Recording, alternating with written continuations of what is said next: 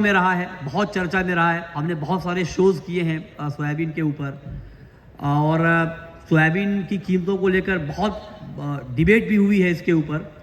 और सबसे पहले हमने एक शो किया था जब सोयाबीन के दाम नहीं बढ़ रहे थे, तो फार्मर के पॉइंट ऑफ व्यू से हमने शो किया था कि सोया क्यों बोया।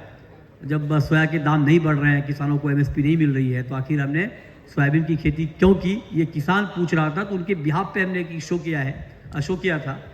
लेकिन आज मैं जब सुबह से आप लोगों को सुन रहा हूँ, बहुत सारे लोगों से हमारी बात हो रही है। हमने मध्य प्रदेश के एग्रीकल्चर सेक्रेटरी को सुना, भावांतर स्कीम की बहुत बात हो रही है।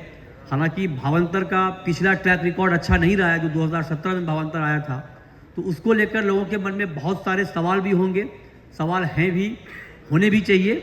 लेकिन जो भरोसा सरकार की तरफ से यहाँ पर दिया गया है, इंडस्ट्री की तरफ से दिया गया है, सोपा की तरफ से दिया गया है, उससे ये लगता है कि पिछली बार की जो गलती हुई थी या पिछली बार जो चूक हुई थी, उससे बहुत कुछ सीखा गया है और वो रिपीट ना हो ग्राउंड के ऊपर, उसके ऊपर मजबूती से काम होगा, ये अब तक का भरोसा दिलाया गया है। हालांकि ये कितना इफेक्टिवली इम्प्लीमेंट होगा ये हमें आगे देखना होगा, लेकिन अभी हम इस ट्रस्ट के ऊपर चल सकते हैं।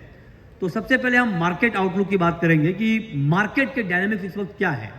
और जब हम मार्केट की बात कर रहे हैं, तो एक तो डिमांड सप्लाई का सिचुएशन है, एक्सपोर्ट का मार्केट हमारा कितना वायबल है, क्योंकि सोयाबीन को कहा जाता है कि ये मिल्क क्रॉप है, प्रोटीन क्रॉप है, ऑयल क्रॉप नहीं है। 82% इसमें मिल्क कंटेंट है, तो उस लिहाज से ये मार्केट कितना इंपॉर्टेंट है। एक्सपोर्ट का मार्केट कितना वायबल है, कितना पोटेंशियल है। और जो अनसीजनल या यूँ कहें कि जो एक्सेस रेन सीज़न के आखिर में हुई है, बारिश हुई है, उसका कितना बड़ा इम्पैक्ट क्रॉप के ऊपर हुआ, इन तमाम मुद्दों पर हम बात करेंगे।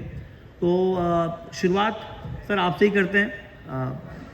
आप बताइए क्या लग रहा है, मतलब मार्केट आउटलुक की जब हम बात कर रहे हैं, तो ओवरऑल सोयाबीन का मार्केट आपको इस वक्त लग कैसा रहा है? Thank you sir.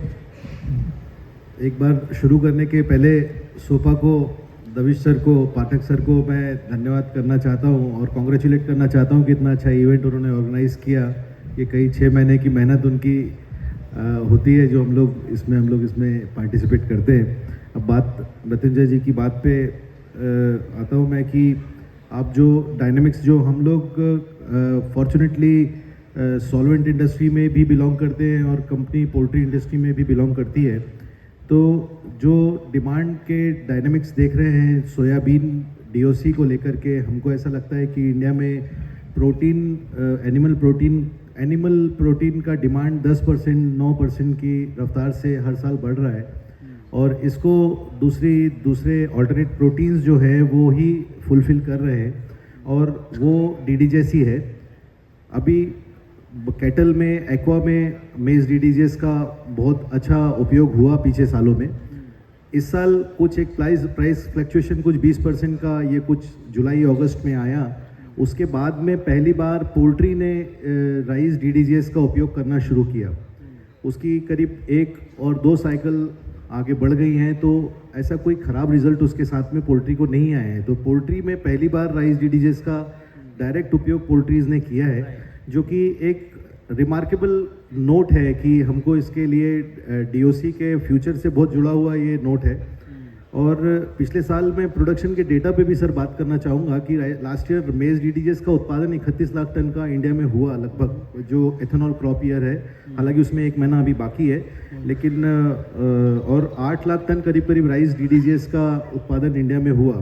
मेज डीडीजेस मोस्टली एक्सपोर्ट में, एक्वा में और डेयरी में यूज़ हुआ, और राइस डीडीजेस एक्वा के साथ साथ पोल्ट्री में भी यूज़ हुआ।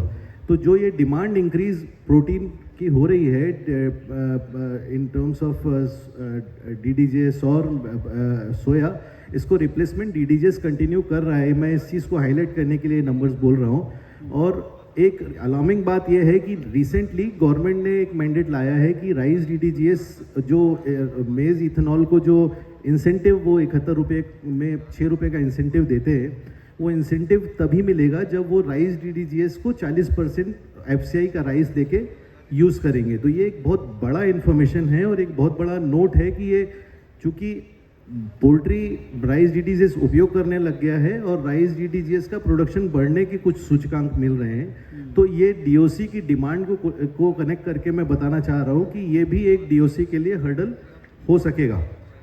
और पर प्रोटीन कॉस्ट राइस डीडीजीएस की कुछ 500 रुपया पॉइंट होती है, जो कि सोया डीओसी की अभी भी 700 के आसपास है। तो सस्ता प्रोटीन जिसका कोई रिजल्ट खराब नहीं आया इंडस्ट्री में, तो ये एक स्ट्रेसफुल सिचुएशन स्टिल सोया को मतलब लेकर आप के कह रहे हैं है। कि सोया इंडस्ट्री के लिए ये बात बिल्कुल ठीक है कि डीडीजीएस ने बहुत बड़ी परेशानी खड़ी की है सोया इंडस्ट्री के लिए, लेकिन उसका सॉल्यूशन क्या होगा इसके ऊपर बहुत बात हुई है, लेकिन सॉल्यूशन निकला नहीं है कि भाई सॉल्यूशन ऐसा तो हो नहीं सकता कि डीडीजीएस बने ही नहीं। अगर मेज से आपका इथेनॉल बन रहा है तो डीडीजीएस तो बनेगा। अब सवाल है कि उसका डिस्पोजल कैसे हो, डिस्पोजल का फ्रेमवर्क कैसा हो। मुझे लगता है कि मेहुल जी भी यहाँ पे हैं, वो इस मुद्दे पर बहुत डिटेल में उनसे हमारी बात भी हुई थी। अगर आप मेहुल जी आप आए स्टेज पे, यस प्लीज़ आइए सर। हाँ,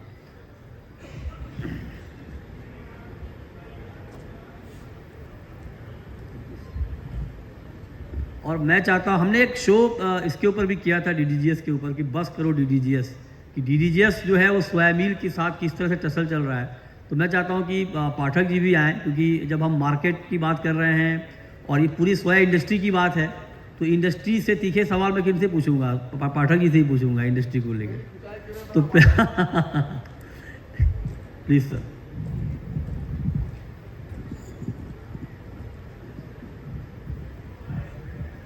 जी, अब अजय परमार जी, अब आप बताएं कि एक तो ठीक है मील का डिस्पोजल कैसे होगा? मतलब अगर ये जो बात हो रही है कि डीडीजीएस एक बड़ा हर्डल पैदा कर रहा है, उसका सॉल्यूशन क्या है? क्योंकि इसी सॉल्यूशन में फार्मर का प्राइस भी छुपा हुआ है। देखिए, डीडीजीएस आया तो उसने हमारी जो मील की कंजम्पशन थी उसको कहीं ना कहीं अफेक्ट किया। बट जैसा कि अभी अमित भाई ने बताया कि हमारा पोल्ट्री का कंजम्पशन पर ईयर 10% बढ़ रहा है, तो हम कहीं ना कहीं उस फैक्टर को भी नज़रअंदाज कर रहे हैं कि अगर मान लीजिए 3 साल में 30% हमारा कंजम्पशन बढ़ रहा है, तो 30% से ज़्यादा तो डीडीजीएस नहीं ले लेगा। और जहाँ तक अभी अमित जी ने बताया कि डीडीजीएस के रिजल्ट्स बहुत अच्छे हैं, इसमें भी मेरा ऐसा मानना है, और जो मैं इंडस्ट्री में सबसे बात करता हूँ, इसमें डिफरेंट ओपिनियंस हैं। कुछ लोगों का कहना है कि डीडीजीएस को एक सर्टेन लेवल के ऊपर कंजम्पशन में नहीं लाया जा सकता पोल्ट्री में, और कुछ लोगों का रिजल्ट बहुत अच्छा है। तो ये डिपेंड करता है क्वालिटी कैसी बन रही है डीडीजीएस की। अब बात आती है कि हमको कंजम्पशन कैसे मिक्सिंग वाली बात भी होती है बीजेपी जी, मिक्सिंग हो रही है क्या? मिक्सिंग तो एक दूसरा फैक्टर है, वो तो मतलब मैं पूछ रहा हूँ, होती है क्या मिक्सिंग? मैं उस पर ही आ रहा था कि मिक्सिंग भी होती है। लेकिन अभी एक चीज़ जो हम लोग सभी लोग नज़रअंदाज कर रहे हैं, पहले के टाइम पे हमारी डीओसी में बहुत मिक्सिंग होती थी। अभी आजकल हाइप्रो का कंजम्पशन बहुत अच्छा बढ़ रहा है।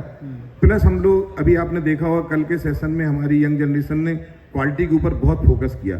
तो जब हम अपनी मील को क्वालिटी प्रोड्यूस कर रहे हैं, तो एक्चुअली जो उसका आउटपुट पहले 83-84% हुआ करता था, वो 78-79 पे आ गया। तो एक वही फैक्टर हमको भूलना नहीं चाहिए।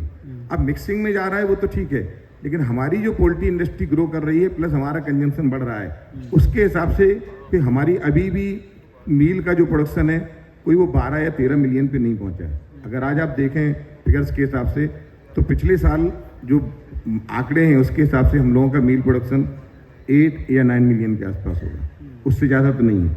अब अगर उतना हमारा डीओसी का प्रोडक्शन है, तो वो कंजम्पशन के लिए आप निकाल लीजिए कि भाई हमारा 17-18 लाख टन एक्सपोर्ट हो गया, 6 लाख टन फूड में चला गया, 60 लाख टन बचा, तो उतना तो हमारी पोल्ट्री इंडस्ट्री कंज्यूम करती ही है। तो डीडीजीएस एक थ्रेड है, लेकिन उतना बड़ा थ्रेट नहीं है जितना हम लोग थ्रेट नहीं है। अब प्रशांत रेड्डी जी, क्या आपको लगता है कि अगर सोया मील के डिस्पोजल का प्रॉब्लम सॉल्व नहीं हुआ, तो क्या क्रशिंग पे हम कोई बड़ा इम्पैक्ट देखेंगे, डोमेस्टिक क्रशिंग पे? क्योंकि सब लोग ये कहते हैं कि भाई ये मील क्रॉप है, और जब तक मील के डिस्पोजल का कोई बढ़िया सोर्स या ल्यूक्रेटिव नहीं होगा, तो क्रशिंग का मार्जिन बेहतर नहीं होगा। तो क्या उसका इम्पैक्ट आप देख रहे हैं? I mean 2 things. अगर आप किसी ग्लोबल फैक्टर्स में आप देखोगे, वर्ल्ड का सबसे बड़ा प्रॉब्लम आज के डेट पे मील स्टॉक्स, वर्ल्ड का सबसे बड़ा प्रॉब्लम जो है बिकॉज ऑफ लॉट ऑफ फोल सार्विंग has been one of the excess meal stocks है, उसको डिस्पोज करें। So what is the thing that is balancing out world stocks is the oil share. जो ऑयल शेयर बेसिकली ऑयल का usage जो बढ़ रहा है, basically that is going to determine the crush capacity globally as well, right? So oil अगर separately आप देखोगे तो 3 major factors है. One is US BioPL policy, right? And second is Indonesia's B50 policy, जो आप रोड सुन रहे हो. Then palm oil का production policy, production scenario in the coming 3 days. So ये 3 factors जो है basically is probably all 3 factors at this point of time still pending है और इन द वे है looking on the positive side. तो ये positive side से oil markets in general, you might have heard in Globe Oil as well. Entire oil complex is making this, is making a big move and keeping the things positive. कि कल ये oil share इतना हो जाए कि oil share मील को drive करे या क्रश को डिटरमिन करे. So that is what the balance world is trying to find, right? Coming back to India, Is it possible in India? yeah, coming back to India, right? Oil prices are clearly reflective of the world prices, basically, right? We are more like price taking with lot of domination coming from local oils these days. That's why India, आप देखते हो तो base price एक oil का ही एक shift हुआ है. Initially we used to talk about $900, $950. अब आप देखोगे तो $1100 का बेस हो गया. But at the end of the day, our meal exports are essential. That is very, very clear, because when you have a crop of 10 million, 12 million, 13 million, how much domestic demand you can increase? 7 to 8% आप increase करते हो, 9% increase करते हो. To find that right balance, the domestic meal demand has to increase significantly. So that is कैसे होगा ये? only on the protein education, more protein education. That क्या is हम that प्रोटीन is ज़्यादा the- खाएं? Protein ज़्यादा खाएं. That अच्छा, is- अभी हम that is- कम खा रहे हैं. that is one of the areas. So that is the domestic area plus lot of value added ठीक है, products is coming. परफेक्ट. आप कह रहे हैं कि डोमेस्टिक अगर कंजम्पशन बढ़ता है तो उससे थोड़ा बहुत प्रॉब्लम सॉल्व हो सकता है. अब मैं एक्सपोर्ट पे आता हूँ विवेक जी. ये तो ठीक है, डोमेस्टिक कंजम्पशन पता नहीं कितना बढ़ेगा, उसमें अवेयरनेस लाने में कितना वक्त लगेगा. एक्सपोर्ट का मार्केट हमारा कैसे वायबल होगा? कैसे हम अपना एक्सपोर्ट मील का बढ़ा पाएंगे? उसके लिए क्या होना चाहिए? Mrityunjay, good afternoon everyone. मैं एडिबल ऑयल का पर्सन ज़्यादा हूँ बजाय मील का. So I am more of an importer than exporter. I don't think I will be the right person to talk about exports of meals, but I was discussing a lot with a lot of people. Our meal prices are already high and they don't make any sense if we want to export. Even you can't export to Bangladesh. Bangladesh is happy buying from Argentina. He is happy buying from other origins. Even Mozambique was there, who was trying to sell to Bangladesh. We have seen one chart before. I think you were the moderator there, and luckily you see there is an average price movement for meal, and $331 was the price of meal on an average, and top was 424. I think Indian meal is already at the top. If you look at the chart, so if you're already at the top and you think of export, that I don't think is the right approach for this business. Our approach should be how can we increase the consumption of meal within India. जहाँ उसकी possibilities ज़्यादा दिख रही हैं. ऐसा लग रहा है कि अपना मील कंजम्पशन वर्ल्ड में सबसे कम है, and our overall consumption of meal is drastically going to go up. If everybody has seen slides which were presented by our esteemed speakers day before yesterday also, I think yesterday, our overall area acreage is stuck at 12-13 million hectares, and in next 10 years also the acreage is not moving up, only the yields are moving up. So availability of meal is going to be a big question for India. ये कमाल सवाल, ये कमाल की बात है. पाठक जी, मैं चाहता हूँ इसके जवाब अगर आप दे पाए कि एक तरफ मील की डिमांड नहीं है, डोमेस्टिक डिमांड नहीं है, मील भरपूर मात्रा में है, उसके बाद भी हम ग्लोबल मार्केट को कम्पीट नहीं कर पा रहे. मतलब मिल के प्राइसेस हायर हैं, डिमांड कम होने के बावजूद, ओवर सप्लाई के बावजूद मिल के प्राइस हायर क्यों है? क्या सॉल्यूशन है इसके साथ? यस. मैंने बोला था इतना डिफिकल्ट सवाल मत पूछना. नहीं सर. देखिए मृत्युंजय, हमने इस बारे में बहुत बार बात की हुई है, टीवी में बात की है, पर्सनली बात की है. मील के प्राइस डिसाइड होते हैं रॉ मटेरियल की, सेल की प्राइस और रॉ मटेरियल पे, सोयाबीन की प्राइस भी. तीनों चीज़ें आपस में इंटरलिंक्ड हैं. मील के प्राइस इसलिए हाई हैं क्योंकि रॉ मटेरियल की प्राइस हाई है. रॉ मटेरियल की MSP आज की तारीख में $621 है, $620 है. एमएसपी मिल कहाँ रही है? ओके, जो प्राइस अभी दे रहे हैं, एमएसपी पे कहाँ कोई खरीद रही है इंडस्ट्री? एग्जैक्टली जो प्राइस अभी इंडस्ट्री दे रही है उस पर भी मील की प्राइस $400 के ऊपर आती है, जबकि अर्जेंटीना, ब्राज़ील की प्राइस $100 कम है. तो इंडस्ट्री के पास कोई चारा नहीं है. तेल की प्राइस डाउन है, सरकार ने 20% ड्यूटी और कम कर दी. अब आप बोलेंगे ड्यूटी कम करी तो आपने सोयाबीन की प्राइस क्यों नहीं बढ़ाई? तो मैंने कहा था तीनों चीज़ें इंटरलिंक्ड हैं. जब ड्यूटी घटाई थी तब सोयाबीन मील की प्राइस कम हो गई थी, और उससे ये जो 20 लाख टन का एक्सपोर्ट इस साल हुआ है उससे बहुत उसको फायदा मिला था। अच्छा। नहीं तो प्राइसेस सोयाबीन मिल की और ज्यादा होती, तो जो हम एक्सपोर्ट कर पाए हैं वो भी नहीं कर पाए होते। ओके। प्राइसेस इंटरलिंक्ड हैं और ऑब्वियसली सोयाबीन की प्राइस ज्यादा होगी तो मिल की प्राइस बढ़ेगी। अगर तेल की प्राइस आप बढ़ाएंगे तो या तो मिल की प्राइस कम होगी। ये कैलकुलेशन भी सर समझ में नहीं आ रहा है। जैसे आप करें कि सोयाबीन के दाम ज़्यादा है ना, आपने एग्जांपल दिया ब्राज़ील का। अब यहाँ पे एमएसपी नसीब नहीं है फार्मर को, और आप देखिए कि सरकार ये चाहती है कि अब भावांतर, अब एमपी में हम बात कर रहे हैं, आप देखिए यहाँ भावांतर अनाउंस हो गया कि किसानों को हम, अब ऐसा तो है नहीं कि एमएसपी का जो फार्मूला है कि किसानों को जो उनकी कॉस्टिंग है उससे 50% ज़्यादा देना है, यही सिंपल कैलकुलेशन है। तो अभी तो 20-25% भी नहीं मिल रहा है किसानों को, जो उनकी कॉस्टिंग है उससे ज़्यादा। तो फिर प्राइस ज़्यादा कैसे हो गया, मैं ये समझ रहा हूँ। और फिर अगर प्राइस ज़्यादा है तो फिर इसका सॉल्यूशन क्या है, किसान क्या करे? यील्ड आप कहेंगे आसान, बिल्कुल जवाब उसके अलावा और कुछ है ही नहीं। अगर 1000 किलो किसान उगाएगा और लागत उसकी ज़्यादा है, उसी लागत में उसी खेत में अगर 2000 किलो उगाएगा तो एमएसपी की जरूरत नहीं है। किसान की आमदनी कितनी है वो देखना है, प्राइस क्या है उसका कोई मतलब नहीं होना चाहिए कायदे से। अगर वो 2 टन उगाएगा तो ये एमएसपी 5300 की जरूरत नहीं रहेगी, 3000 में भी काम चलेगा, ही विल अर्न मोर। तो ये MSP has become a sham really in case of soybean. Pathak ji ने इंपॉर्टेंट बात बोली, वर्ल्ड की प्राइसेस हम देख रहे हैं, हम मील की देख रहे हैं, हम ऑयल के, पर वर्ल्ड की यील्ड नहीं देख रहे हैं। वही देखने की बात हो रही है।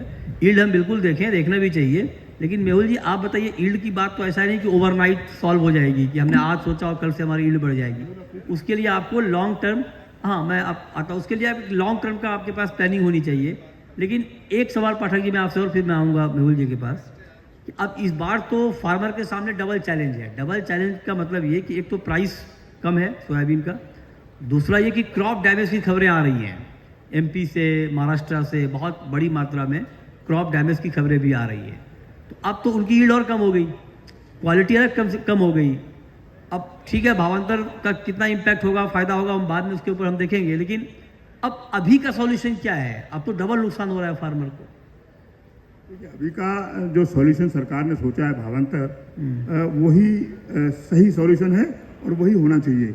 ये जो पीएसएस स्कीम है नाफेड के द्वारा खरीदी, सुबह आज कहीं बात कर रहे थे कि उसमें कितना सारा भारी नुकसान हुआ है सरकार को। वो पैसा अगर किसान को जाता तो अभी जो 8 लाख किसान को फायदा पहुंच रहा है वो 15 को पहुंचा होता उसी पैसे में। तो अब ये ऐसी सिचुएशन में है जिसका कोई एक आंसर नहीं हो सकता। यील्ड खराब हो गई, ऑब्वियसली नेचुरल आपदा है, और किसान को जब नेचुरल आपदा होती है तो उसका भरपाई मिलनी चाहिए क्योंकि उसकी कोई गलती नहीं है। लेकिन किसान को भी, हमारे किसान नेता भी कुछ हैं यहाँ पे, और अगर आप उनसे पूछेंगे तो बताएंगे कि उनकी यील्ड 2 टन है। तो एवरेज यील्ड कम इसलिए भी है कि किसान शायद सोयाबीन की फसल पे इतना ध्यान नहीं दे पाता है। खरीफ की फसल उसको लगता है ठीक है ये एडिशनल है मेरे लिए, रबी में बहुत ध्यान देता है। आप गेहूं की यील्ड देखिए, इट इज एक्सीलेंट, चना की यील्ड अच्छी है, लेकिन मस्टर्ड की यील्ड भी अच्छी है, लेकिन सोयाबीन की यील्ड में प्रॉब्लम है। सोयाबीन में सीड की समस्या है, तो यील्ड की समस्या है, लेकिन वो बढ़ाई जा सकती है, और यील्ड बढ़ेगी तो आगे आपके जितने सवाल हैं सबका जवाब सामने आ जाएगा, यील्ड में आ जाएगा। ठीक बात है। अब मेहुल जी आप बताइए सर, आपका अपना एक्सपीरियंस, ये जो पूरा ऑयल मार्केट का डायनेमिक्स है ये बहुत उलझा हुआ है, बहुत कॉम्प्लेक्स है, ये जल्दी समझ में आता नहीं है। मतलब ऑयल के दाम कंट्रोल करने हैं आपको तो किसानों को दिक्कत है, ऑयल के दाम थोड़े बढ़ गए, जैसे अभी पाठक जी ने रिकमेंडेशन किया कि ड्यूटी बढ़नी चाहिए, तो अब बहुत सारे लोग कह रहे हैं कि ड्यूटी बढ़ेगी तो तेल के दाम ऑलरेडी ऊपर है, दाम और बढ़ जाएंगे। इस डायनेमिक्स को, इस कॉम्प्लेक्सिटी को कैसे कम किया जाए, कैसे खत्म किया जाए? ये तेल में ऐसी क्या बीमारी है और प्याज में कि दाम बढ़ते हैं तो लोगों को दर्द होने लगता है। ये पॉलिटिकल कम्युनिटी है सर, निर्दलीय नहीं है। कम्युनिटी है तो उसका जवाब यहाँ नहीं मिलेगा। पॉलिटिकल डिस्कशन का जवाब लॉजिक से कभी नहीं मिलेगा। हाँ, ये निर्दलीय नहीं है ना, ये पॉलिटिक्स एफिलिएटेड कम्युनिटी है। 15 किलो तेल एक आदमी खाता है। हाँ, अगर तेल के दाम 20 रुपए किलो बढ़ते हैं तो 300 रुपए हुए साल के। ये लॉजिक देखिए सर, मैं कई बार तो शुगर वालों से, लॉजिकल बात है कि तेल के दाम बढ़ गए, मर गए, कहाँ किधर बढ़ गए भाई? पहले मर गए सर, ये बात दाम बढ़ने की नहीं है। आइसक्रीम दाम 30 की बजाय 50 रुपए हो गए। ये मैं हर तो कोई बात प्लेटफॉर्म नहीं नहीं, ये हर प्लेटफॉर्म पे ये बात होती है। बात सिर्फ ऑयल की नहीं है। जैसे ऑयल वाले कहते हैं कि 20 रुपए बढ़ गए तो क्या फर्क पड़ेगा, यही बात चीनी वाले कहते हैं कि 20 रुपए बढ़ गए तो क्या फर्क पड़ेगा, दाल वाले आके यही बात कहते हैं, मसाले वाले आके यही बात कहते हैं। अगर सब इन्फ्लेशन किसी एक कमोडिटी से नहीं होती है ना भाई, सिर्फ बात कोई बात आदमी जब खा रहा होता है एक वक्त में सिर्फ तेल नहीं खा रहा होता है, वो तेल खा रहा होता है, तेल के साथ दाल भी खा रहा होता है, चीनी भी खा रहा होता है, बाकी चीज़ें भी खा रहा होता है। तो एक एक कमोडिटीज़ के दाम अगर इस तरह से बढ़ेंगे तो फिर तो उसका ओवरऑल इम्पैक्ट हम इन्फ्लेशन पे देखते हैं। ये आपकी बात ठीक है कि नहीं कि अगर मतलब ऐसा भी नहीं कि कंज्यूमर को बहुत पैम्परिंग होनी चाहिए, इस बात से मैं एग्री करता हूँ, लेकिन अगर मान लीजिए कंज्यूमर को बेनिफिट नहीं हो रहा या कंज्यूमर की पॉकेट से 2 रुपए ज़्यादा लग रहे हैं तो वो जाना चाहिए जो एक्चुअल स्टेक होल्डर्स हैं उनकी जेब में। ये हो नहीं रहा है। नासिक में 2 रुपए किलो प्याज बिकता है, दिल्ली में वो आके बिकता है 50 रुपए। बीज का 48 रुपए कहाँ जाता है, बीज का 48 रुपए कहाँ जाता है, इस पे सब गौन रहता है कि भाई वो पैसा कहाँ जा रहा है। वो मैकेनिज्म डेवलप नहीं हुआ है सर अब तक। अभी ऑयल के दाम हम लोग दे रहे हैं ज़्यादा, और सोयाबीन के दाम देखिए आप एमएसपी से मैं कितने एक काउंटर नीचे। सवाल पूछता हूँ आपसे, बल्कि सभी से पूछना चाहता हूँ। पेट्रोलियम, डीजल और पेट्रोल, ये सब चीज को अफेक्ट करता है। Everything, right from agriculture to हवाई जहाज। अगर पेट्रोलियम, डीजल, पेट्रोल 50 रुपए का आता है तो मुझे 105 रुपए क्यों देने पड़ते हैं? And that is the biggest contributor to inflation. उस पर बात क्यों नहीं करते? इस पे बात होती है सर, बिल्कुल होती है। और हम तो कहाँ रेगुलर बात बात होती है? करते हैं कि वो भाई तो कच्चा पता ही तेल अगर हम तो बात करते हैं कि जब क्रूड $147 पे था तब पेट्रोल के दाम 50 रुपए थे। आज अगर कच्चा तेल $70 पे है तो क्यों 100 रुपए पेट्रोल है? इस पे हमने शो किया है सर कई बार, ऐसी बात नहीं है। शो करने तो वो- हो नहीं रहा वो है। उसी मंच पे हम बात करते हैं इसको लेके भी, जिस मंच पे हम ऑयल की बात करते हैं, क्योंकि अभी ऑयल का मंच है, एडिबल ऑयल का मंच है, तो यहाँ एडिबल ऑयल की बात होगी। आप कहें तो मैं आधे घंटे क्रूड पे कर लेता हूँ बात अभी, पेट्रोल पे, है ना, उसमें कोई दिक्कत नहीं है। हाँ तो सर आप बताएं अफ्रीका का, अगर अफ्रीका में इस तरह का कोई प्रॉब्लम है तो उसका सॉल्यूशन आप लोग कैसे ढूंढते हैं?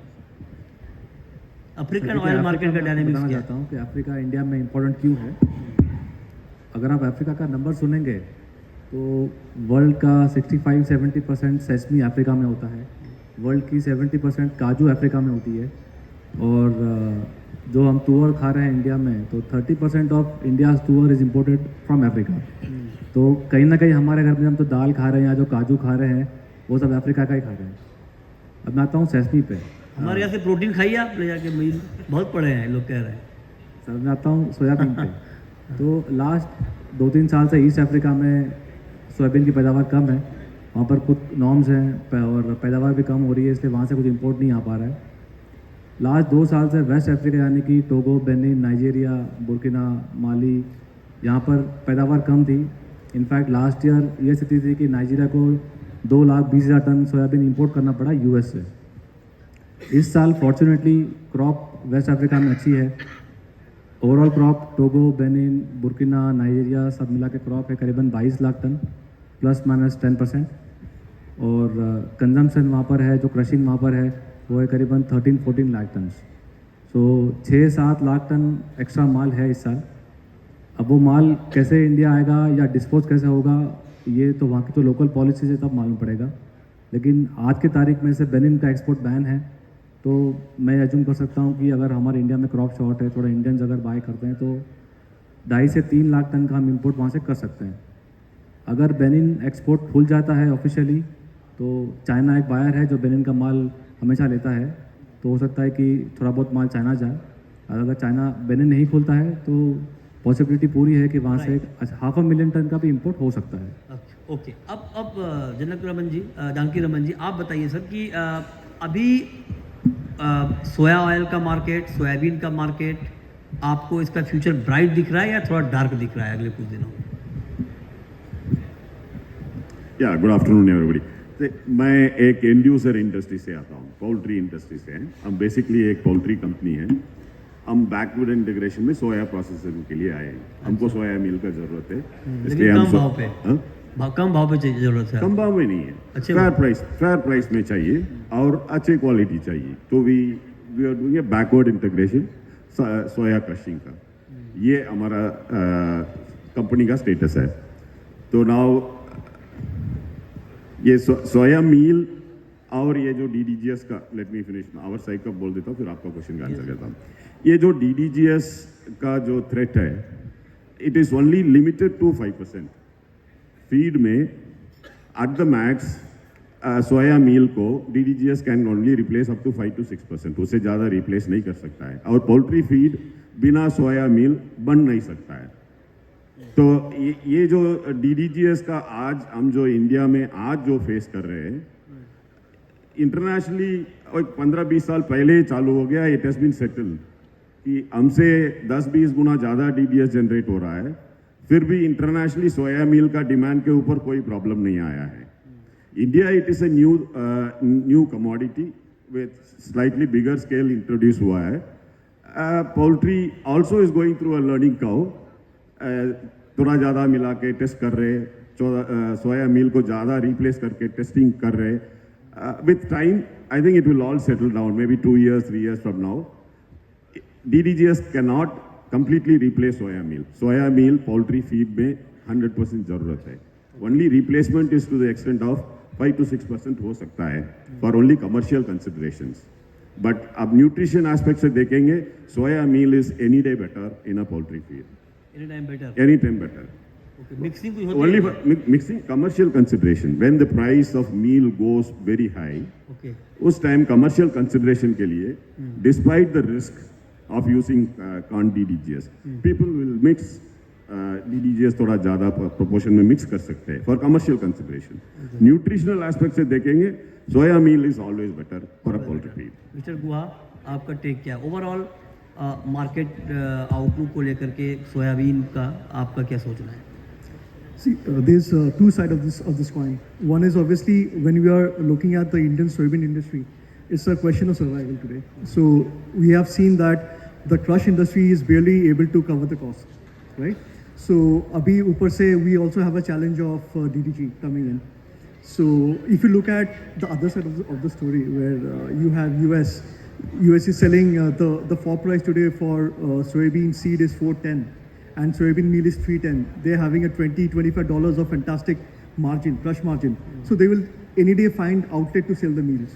If in this kind of a situation or in this kind of an environment for India to find a place to compete, you know, or to challenge an origin which is selling meal at $300, $310 is very difficult. So what should be done? So the What answer, should be so the done? answer lies within, right? Today, like I think some of my colleagues also said that the answer lies within. Today, we're talking about yield. We're talking about increasing the consumption of protein. All these things will come much later. It doesn't happen overnight. Today, the existence is a question for the soybean industry. We have to look at ways where we can increase efficiency, be it the poultry efficiency, be it the crush efficiency, be it whatever, the pricing, the working capital expenses, or जैसे भी है. We have to look at internal and try to survive and get out of this situation right now so that the industry survives. All these strategic questions doesn't happen, or if the solution doesn't come overnight. It will come over a period of time. But How it will come? What is the solution? so it's not easy. So it needs to have policy-driven aspect in it.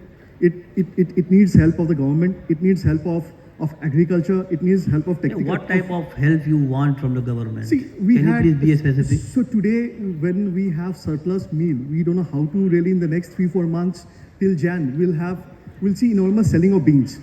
Beans जैसे बिकेगा, you will have pressure on the bean prices. Again, we'll say that bean prices have fallen much below MSP. So that bean will need to find an outlet. It will be crushed, right? Crush capacity बढ़ेगा.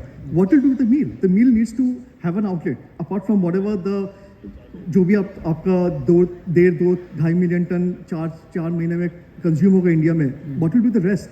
So a policy like what we had, export incentive, that could be thought about. Something needs to come in and save the industry. Otherwise, Exactly. the industry Export doesn't. incentive is highly. That could be that could be one of the solutions. Right. Perfect. See, हम जो बात कर रहे हैं soybean और generally farming as such in India, the average land holding is so small, इधर to compare ourselves with highly mechanized farming than in other Western countries is not fair. And ये जो inherent weakness for our farming, you can't do it away overnight. तो इसका solution है, government will have to support the farmer by price support scheme. That is the only way out. So like Bhavantar, right? Bhavantar, whatever. That is the only way out, because the MSP being fixed by the government, because there are a lot of other issues why the MSP is going up year on year. Right. Because unka cost is going up, they are cutting the subsidies on fertilizer and other things, so unka input cost बढ़ रहा है, इसलिए MSP बढ़ाना पड़ रहा है. So it is a like egg and chicken story. Government will have to step in because our farming inherent weakness, land holding size is too small, where there is no possibility of mechanization or the farmer is not so well off that he can adopt the most recent developments in okay, technology. perfect. अब Yeah. मैं आता हूँ, ये तो market outlook की बात हो गई। अब मैं आ रहा हूँ जो आप लोग सुनना चाह रहे हैं कि प्राइस आउटलुक। अब यहाँ पे चर्चा ये हो रही है कि सोयाबीन के दाम आगे क्या होंगे। मैं अभी सुन रहा था, बहुत सारे लोग ये डिस्कस कर रहे थे कि जब भावांतर की स्कीम खत्म होगी उसके बाद सोयाबीन के दाम शूट अप होंगे, बढ़ेंगे, क्योंकि क्रॉप डैमेज है, क्रॉप लास्ट ईयर के मुकाबले कम है। इस तरह की बात ऑडियंस में से हो रही है। तो आपकी जो बात हो रही है वही बात हम यहाँ पे करेंगे। और अब इस राउंड में हम बात करेंगे कि एक्चुअल, हालांकि सोपा की ऑफिशियल रिपोर्ट भी आएगी क्रॉप को लेकर, वो अलग बताएंगे, लेकिन हम ये बात करेंगे कि अभी के मार्केट सिचुएशन को देखते हुए सोयाबीन के दाम क्या रहने वाले हैं, ताकि उसके हिसाब से आप अपने ट्रेड की प्लानिंग कर सकते हैं। शुरुआत सर आपसे, शुरुआत आपसे ही। आप जरा बताइए कि क्या लगता है आपको, जो क्रॉप की रिपोर्ट्स आ रही है उसको देखते हुए सोयाबीन के दाम क्या अपने बॉटम पे हैं? क्या जो किसान होल्ड कर सकते हैं उनको होल्ड करना चाहिए, आगे अच्छे दाम मिलेंगे? भावांतर तो है ही, लेकिन इसके अलावा मैं मार्केट ड्रिवन तेजी की बात कर रहा हूँ। गिवन सिचुएशन सर, भाव ये लोएस्ट लेवल पे ही है लगभग। और इस मंच के माध्यम से मैं एक बात और कहना चाहूँगा मृत्युंजय जी, कि किसान को लगता है कि इंडस्ट्री कम भाव में माल खरीद रही है तो इंडस्ट्री फ़ायदा उठा रही है। इंडस्ट्री खुद मजबूर है क्योंकि उनकी अपनी प्राइस पैरिटी है, तेल का पैरिटी है, डीओसी का पैरिटी है। हम कम भाव में माल खरीदते हैं क्योंकि हमारे को कम रियलाइजेशन है। तो ये कुछ किसान संघ के लोग भी यहाँ मौजूद हैं, उनको आप लोग कभी बोलते हैं कि हमारा रियलाइजेशन ज़्यादा है? कभी नहीं बोलते हैं। इंडस्ट्री कहाँ कभी बोलती है कि हमें नुकसान नहीं हो रही? सर जिस दिन होगा रियलाइजेशन हम मंच से बोलेंगे, कभी नहीं बोलते। अभी 2 साल से नहीं है सर।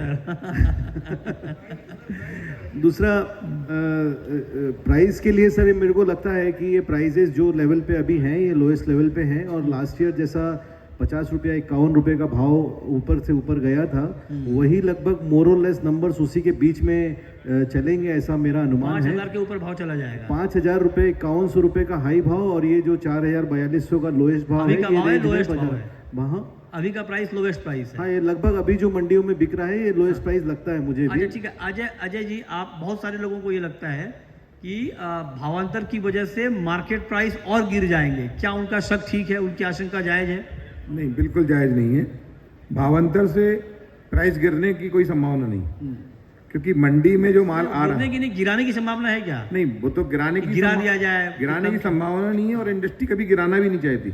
इंडस्ट्री तो हरदम चाहती है कि फार्मर को ज्यादा से ज्यादा रेट मिले। ये कहाँ चाहती है सर? अगर आपको याद होगा, लास्ट टाइम मैंने एक बात कही थी कि सरकार सिर्फ थोड़ा सा काम करे कि इंपोर्ट ड्यूटी बढ़ा दे तो हम किसान को ज्यादा पैसा दे देंगे, क्योंकि इंपोर्ट ड्यूटी का डायरेक्ट इफेक्ट सर फार्मर के ऊपर आता है, और farmer is also one of the consumer. नहीं, वो तो कह रहे हैं कि इंपोर्ट, सोयाबीन तो मिल क्रॉप है और इंपोर्ट ड्यूटी से कोई बड़ा इम्पैक्ट नहीं आता। इंडस्ट्री वाले ही कहते हैं, मैं तो उनकी बात कह रहा हूँ। नहीं, आप अगर देखेंगे ना, जब इंपोर्ट ड्यूटी बढ़ी है तब तक फार्मर को अच्छा रेट मिला है। कहाँ मिला?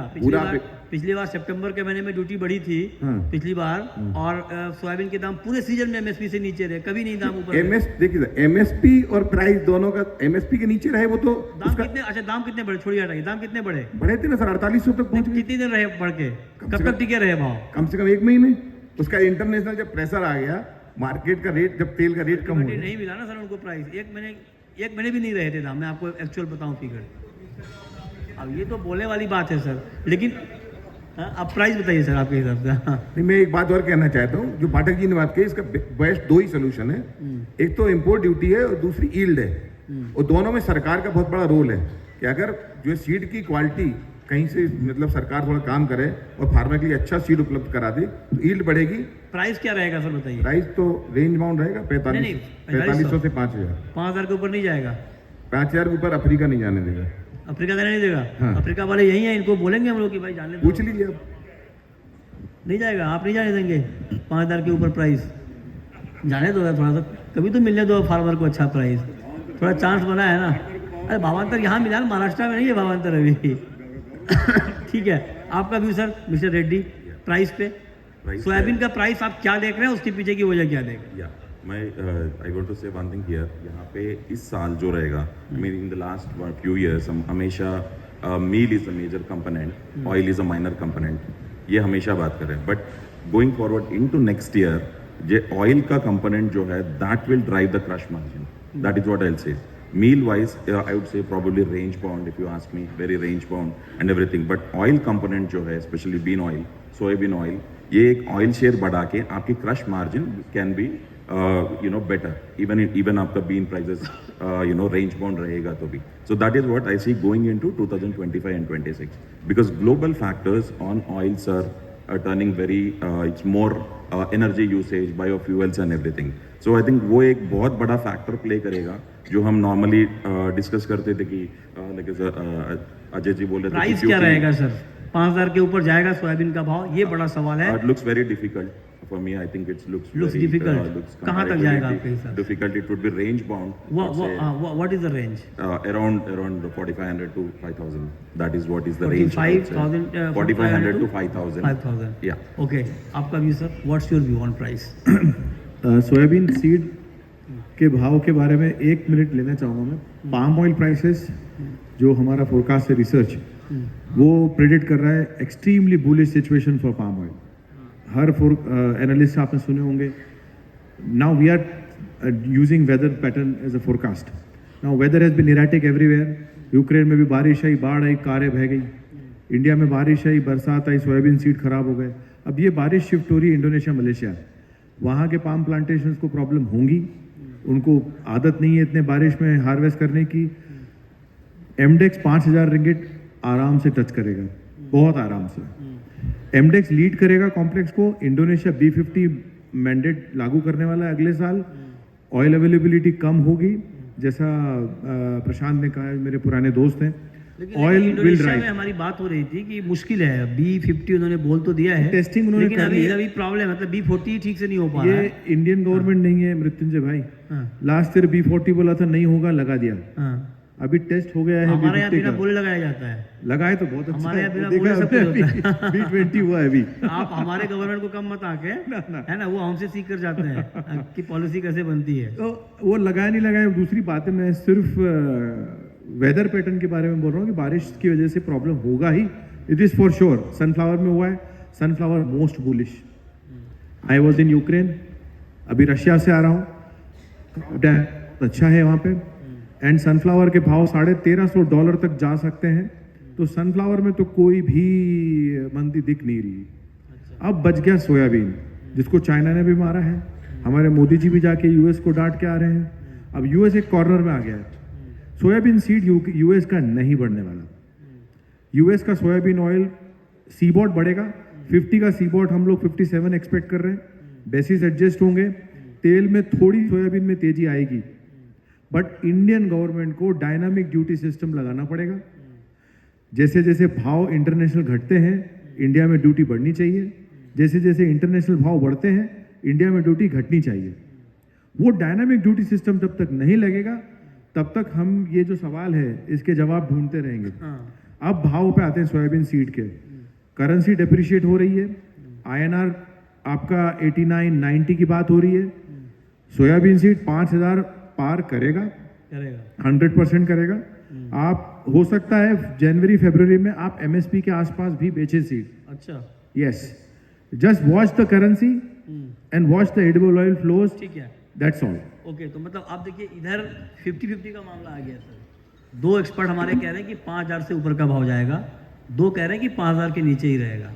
अब पाठक जी, आप हालांकि प्राइस पे कमेंट नहीं करते हैं मुझे मालूम है, लेकिन फिर भी चूंकि आपका एक डीप रिसर्च है, आपका एक डीप सर्वे है ग्राउंड पे, तो पहले तो मैं आपसे क्रॉप के बारे में जानना चाहता हूँ सर कि क्रॉप सिचुएशन क्या वाकई जो हम सुन रहे हैं कि महाराष्ट्र में बहुत डैमेज है, MP में बहुत डैमेज है, क्या ये बात ठीक है कि वाकई क्रॉप को बहुत डैमेज हुआ है, या आपको लगता है कि जितना लोग सोच रहे हैं उतना डैमेज नहीं है, डैमेज है लेकिन कम है? क्या आपके पास इनपुट है? मैं क्रॉप नंबर बहुत लोगों से सुन रहा हूँ पिछले 1 महीने से. मुझे लगता है थोड़ा पेसिमिस्टिक है व्यू जो लोग दे रहे हैं. मेरा अपना सर्वे उससे बेहतर है. अभी 15 मिनट रुक जाइए, मैं बता दूंगा कितना है. नहीं तो ठीक है, तो आप कुछ हिंट तो दीजिए. डैमेज है कि नहीं है सर? ये डैमेज है ना, बिल्कुल डैमेज है. महाराष्ट्र में डैमेज है, राजस्थान में बहुत डैमेज है. MP में डैमेज और MP में भी डैमेज है. ज़्यादा या कम? डैमेज है, काफ़ी डैमेज है. काफ़ी डैमेज है. तो सर आप बताइए कि फिर क्या 5,000 के ऊपर, मतलब मैं आपसे प्राइस नहीं पूछ रहा हूँ, मैं सिर्फ ये पूछ रहा हूँ कि क्या इस बार के किसान को, मैं सिर्फ MP, क्योंकि आपका सोपा तो एक नेशनल एसोसिएशन है ना, तो मैं सिर्फ MP की बात, MP में तो भावांतर है, चलो मिल जाएगा, लेकिन क्या ओवरऑल देश के किसानों को, महाराष्ट्र के किसानों को, या फिर और जहाँ राजस्थान के किसानों को क्या MSP के आसपास का प्राइस मिलेगा? Without government intervention. ये नाक इधर से पकड़ने वाला तरीका है प्राइस लिखने का। तो नहीं, नहीं, मैं चुप रहूंगा। Let's ask Sandeep. चलिए सर, आप सही बात है, सोफा तो प्राइस पे कैसे बात, लेकिन ठीक है। So, जो price pattern इसमें रहेगा, in my view, it will be a reverse J. So it's like it will be like this. It's a hockey stick. So prices wherever it is today, I see a 5 to 7% downside to it. The price will stabilize. Down side नीचे 5 to 7% because of भावांतर। Because of Bhavantar, liquidity will be immense. There will be selling pressure. Marginal farmers will come out to sell. You will have enough liquidity. Prices will tank ये because 5 से 7% देखिए, industry वाले और कम पे माल लेना चाहते हैं। नहीं, ये ऑलरेडी no, I बॉटम पे है भाई साहब, didn't- क्यों गिरवा रहे हैं? I didn't finish. So it will stabilize and then I see a big shoot. There will be shoot नहीं, up in the लेकिन आप prices. जब ये बात कह रहे हैं कि 5 से 7% ये- डाउन, see, this is उसके पीछे की मेरे- वजह इसलिए नहीं दिख रही है, उसके No, पीछे I'm की talking नहीं, about fundamentals. मैं- This is मैं- basis मैं आपसे fundamentals. उसके पीछे की वजह इसलिए नहीं दिख रही है क्योंकि क्रॉप डैमेज की रिपोर्ट अभी आनी बाकी है। अगर क्रॉप डैमेज की वाकई है तो फिर दाम कैसे गिरेंगे, आप ये बताइए। देखो इसमें क्या है कि if anyone wants, he cannot go and buy 100,000 tons or 50,000 tons of beans at one shot. There will be some pressure on the इसका beans. मतलब आप ऐसा तो नहीं कि डरा रहे हैं कि भाई बेच दो, आप दाम गिरने वाले हैं। नहीं, वो तो ऐसे भी होने वाला है, वैसे ऐसे भी होने वाला है. But I see a 5% उसके बाद downside. after 5, I see, 7%, then it will stabilize for some time हाँ. and then it will go up. So when it कहाँ goes तक up, वो, आप कहाँ तक? I see another 20-25% upside to the prices. So it might be 50, it will touch 50 for sure, and for a brief period, it might trend around MSP levels as well. Okay, मतलब आप भी कुल मिलाकर ये कह रहे हैं कि 5,000 के ऊपर Yes, भाव purely जाएगा। because of the oil margins. Oil margins will be good, so it will take up the prices. Right, ठीक है। आप सर, आपका व्यू? हमारा मेमोरी बहुत शार्ट है. If you look back what happened last season, October to September, I think it will be a repeat of what happened last year. Exactly. Like October, November, December last year, government was buying at MSP. So the prices were higher. And at the end of January, they stopped buying and there was an inventory of bean which was visible to everybody. सबको पता चल गया कि 20-22 lakh ton government के हाथ में है. तो जनवरी के बाद कोई स्पेकुलेटिव एक्टिविटी नहीं हुआ बिकॉज सबको पता है ये 22 लाख टन कभी भी मार्केट में आ सकता है. तो प्राइस उसके बाद गिरने लगा. ठीक है। और सीधा सीधा बताइए ना, आपने कहा कि मेमोरी शॉर्ट है तो लोगों को याद नहीं होगा ना क्या हुआ पिछली बार। पिछली बार वही प्राइस क्या होगा, सीधा बताइए। आप उसको ये साल का फोरकास्ट करेंगे. इट लुक्स लाइक 43-42 करंटली जो प्राइस है, ठीक है। could continue December, January तक. This is the bottom price? Yes, this is the bottom, I believe. And what you see upside? I don't see it beyond 50. Beyond 50, Yeah, you don't see. more than our domestic crop. 49 you see? 49 or 50, that's a range. But that will be for a very short span of time. It's not going to be for a longer time. Okay. More than the domestic crop, it is the geopolitics and the weather in the South America. Because that's the next soybean crop is going to be in South America. Right. So weather in South America Perfect. and your geopolitics will decide the prices Okay. in future. Mehul जी, आपका view sir price पे? Sir मुझे ऐसा लगता है कि अभी महाराष्ट्र के plants के भाव 44-50 से 45 है. हाँ। इसमें 1 से 2 रुपए की गुंजाइश है. अब तेजी कितनी आएगी उसमें सर बहुत सारे फैक्टर्स हैं. पहली बात तो ये है कि अब आज डीओसी के भाव 31,000 के हैं. अब 38-40 हज़ार के डीओसी के भाव पोल्ट्री लेगा नहीं लेगा वो एक क्वेश्चन मार्क है. यूएस का प्रेशर है इंपोर्ट करने के लिए सोया मिल्क फ्रॉम यूएस, वो भी एक प्रॉब्लम हो सकता है. अगर वो तो हो ही नहीं रहा ना, वो तो रेड हाँ, लाइंस but वो डिफाइन किए हैं, डिस्कशन है उसको वो. सरकार ने हाँ, हाँ। वो है. प्लस इंपोर्ट का प्रेशर भी आएगा. करीबन समझिए अब 500,000 टन इंपोर्ट होगा सीड का, वो भी एक है. तो मुझे लगता है कि सब मिला मिलू के 5,000 के ऊपर जाएगा, सब मुझे लगता नहीं है. 5,000 लगता है ना, कम से कम एंड 5,000 सर लगता है। दूसरा मेरा ये मानना है कि मैं आपके माध्यम से बताना चाहता हूँ कि रिक्वेस्ट चाहता हूँ गवर्नमेंट से कि गवर्नमेंट एनसीडीएक्स खोले. ये मेरा पर्सनल व्यू है. ओके। क्योंकि एक साल में 1,000 रुपये की तेज़ी, 1,000 रुपये की मंदी, प्लांट वाले 1-2 महीने का माल लेके चलते हैं तो इसमें आप कह रहे हैं प्रॉफिट hedging लॉस का बहुत mechanism। हेवी होता है. तो अगर सर्वाइवल चाहिए तो एनसीडीएक्स खोलना पड़ेगा. बहुत सारे पेपर ये डिमांड तो हो ही रही है इंडस्ट्री की तरफ से, और बात ठीक है फ्यूचर मार्केट बहुत होना सारे चाहिए, लेकिन वही है कि जब पेपर्स फ्यूचर दिए गए मार्केट हैं. था तो 10,000 रुपये दाम चले गए थे सोयाबीन के, तो उसको लेके थोड़ा मार्केट का सर देखिए स्पेकुलेशन तो होगा बिकॉज आप स्पेकुलेशन जहाँ नहीं बैठ रहे होगा. हो बगल में वो नहीं चाहते सोयाबीन का। नहीं, मैं इसलिए मैं बता रहा हूँ कि ये मेरा पर्सनल व्यू है. ये मेरा पर्सनल व्यू है हाँ, क्योंकि अगर रिस्क मैनेज होगा तो काम लंबा होगा. अगर रिस्क मैनेज नहीं होगा, अगर आप देखेंगे 2 साल दिक्कत ये है कि पहले रिस्क जो सबका ऑयल का मैनेज काम होना हुआ चाहिए। था, ऐसा नहीं कि किसी का रिस्क मैनेज हो, किसी का बढ़ जाए, ये नहीं होना चाहिए।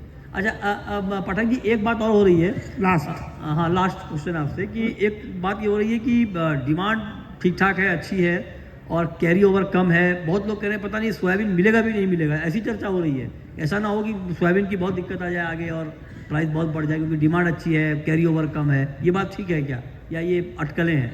नहीं, ये ठीक है, कैरी ओवर वाकई कम है और डिमांड ठीक ठाक है। मुझे इतनी बुरी हालत नहीं डिमांड की, इतना हमको लगता है कि डिमांड डिस्ट्रॉय हो गई है। कुछ लोग कह रहे हैं कि डिमांड आधी भी रह जाएगी, ये बात भी हो रही है। डीडीजी से फर्क पड़ा है, लेकिन जैसे जानकारी मैंने पढ़ा इतना नहीं पड़ा है, तो डिमांड रहेगी। फूड की डिमांड बढ़ रही है और हम फूड पे बड़ा काम कर रहे हैं, तो वो डिमांड बढ़ेगी। तो डिमांड पे ऐसी बहुत सारी डिस्ट्रक्शन नहीं है। कैरी ओवर स्टॉक कम है, क्रॉप सर्टेनली कम है।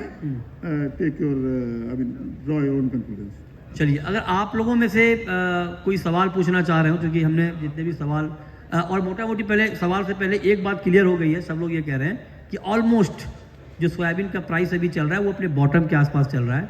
मतलब यहाँ से ज़्यादा गिरावट की आशंका नहीं है। अपसाइड कुछ लोग कह रहे हैं 5,000 तक, कुछ लोग कह रहे हैं कि 5,000 से ऊपर MSP के आसपास भी भाव आ जाएगा। मतलब ये है कि सेंटिमेंट, सब लोग ये कह रहे हैं कि अब यहाँ से सोयाबीन में तेज़ी का ही है। और इस भ्रम में बाकी जो एक्सपर्ट्स, मैं इनकी बात कर रहा हूँ, मेरा अपना कोई व्यू होता नहीं है। ये लोग कह रहे हैं कि ऐसे इस भ्रम में ना रहें कि भावांतर की स्कीम आ गई तो सोयाबीन के दाम बहुत गिर जाएंगे।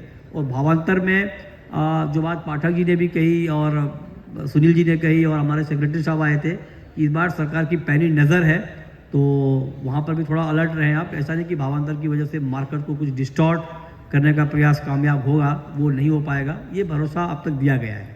तो मोटा मोटी इस पैनल से ये बात निकल के आई है कि सोयाबीन का फ्यूचर ब्राइट है।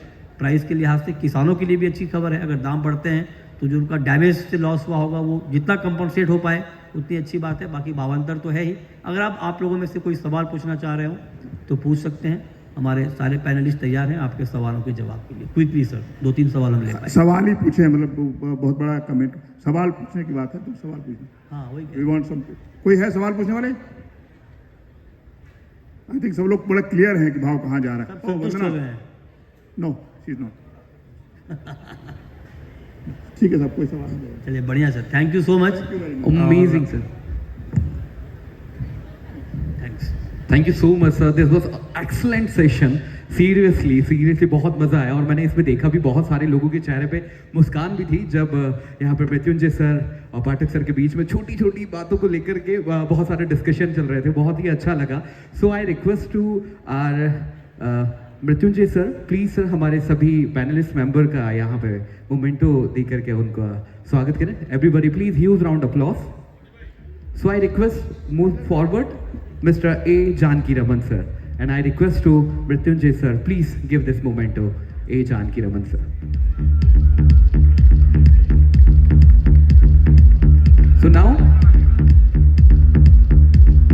So now I request Mr.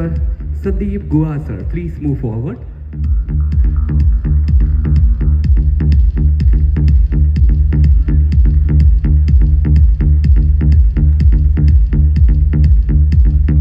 And now I request Mr. Vivek Pathak sir, please this memento. I request Mrityunjay sir, please. And now I request Mr. Prashant Reddy sir, please move forward. And I request everybody, please huge round applause. आप सभी की तालियां साथ में होगी तभी ये moment special बनेगा. And now I request Mr. Ajay Parmar sir, move forward and take this memento. Come on everybody. ये तालियां बहुत इंपॉर्टेंट है क्योंकि ये साथ तभी साथ में समझ में आता है जब आप लोगों की तालियां मिलती है. This was amazing, excellent session रहा है ये हमारा. And I request